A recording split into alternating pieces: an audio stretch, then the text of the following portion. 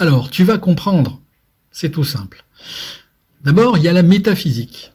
La métaphysique, c'est une discipline de la philosophie. La métaphysique, elle cherche à comprendre la nature fondamentale de la réalité.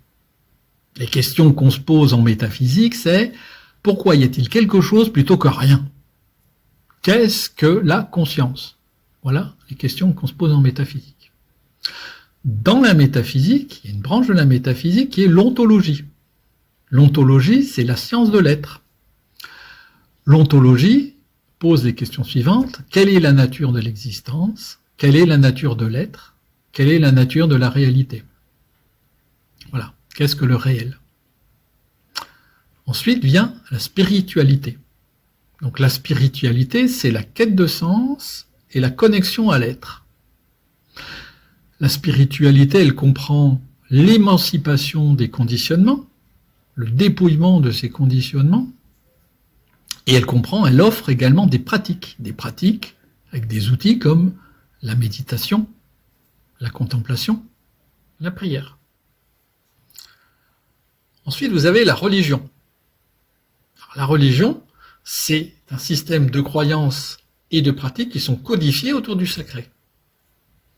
La religion, elle propose un cadre et des réponses existentielles, mais un cadre qui est collectif. La différence avec la spiritualité, elle est là. La spiritualité, c'est une démarche de liberté, c'est une démarche individuelle. Alors que la religion, certes, qui offre du soutien, qui offre une orientation, mais elle propose, ou elle impose même, des conditionnements, des règles, des obligations, des vérités révélées, assénées, et puis elle cache parfois d'autres vérités. Donc voilà la différence. En marge de ça, vous avez le développement personnel. Donc le développement personnel, lui, n'est pas forcément lié à une quête de soi. Le développement personnel, lui, il vise à l'amélioration de soi. Vous avez envie de vous améliorer, vous avez envie d'aller mieux, vous avez envie d'aller beaucoup mieux sur le plan mental, sur le plan émotionnel, sur le plan comportemental.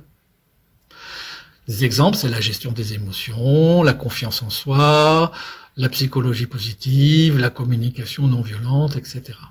Voilà. Et puis vous avez la science. Alors il y a deux approches concernant la science. Vous avez la science dure, comme la physique, la cosmologie, la biologie, les neurosciences. Donc elles explorent les fondements de la réalité et elles peuvent éclairer la métaphysique.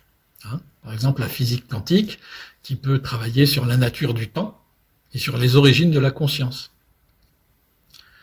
Et puis vous avez les sciences humaines comme la psychologie et la sociologie. Elles aident à mieux comprendre l'humain, elles soutiennent le développement personnel et elles offrent des outils concrets pour évoluer. Voilà. Bon. En fin de compte, c'est tout simple.